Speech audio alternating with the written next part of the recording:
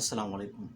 अगर आप visit visa या उम्रा वीज़ा पर सऊदी अरब आना चाहते हैं या ऑलरेडी सऊदी अरब में उम्रा वीज़ा या विज़िट वीज़ा पर मौजूद हो और आपका विज़िट या उम्रा वीज़ा एक्सपायर हो जाता है,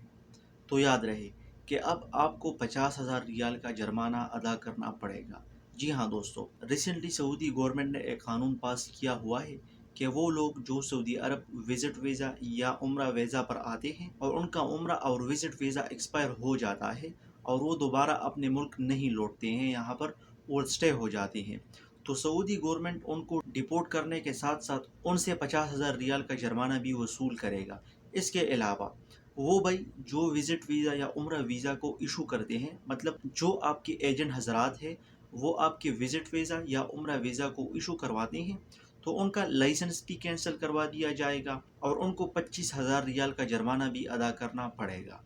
तो अगर आप सऊदी अरब में मौजूद हो या आना चाहते हैं, तो इस सोच से ना आए कि हम सऊदी अरब जाएंगे उम्रा वीज़ा पर या विज़िट वीज़ा पर और फिर हम वहाँ पर अपना उम्रा वीज़ा और विज़िट वीज़ा को एक्सपायर कर लेंगे, वहाँ पर काम करेंगे। तो भाई इस सोच से कभी भी नहीं आना, क्योंकि आपको इतना भारी जुर्माना अदा करना पड़ सकता है। क्योंकि बाज़ भाई ऐसे होते हैं कि वो सऊदी अरब पर बाज़ दफ़ा बैन होते हैं या कोई एजेंट वगैरह आपको लालच देकर आपको विज़िट वीज़ा दिला देते हैं कि भाई काम बहुत है सऊदी अरब में और आप विज़िट वीज़ा या उम्रा वीज़ा पर चले जाओ, उम्रा भी कर लोगे, विज़िट भी कर लोगे सऊदी अरब का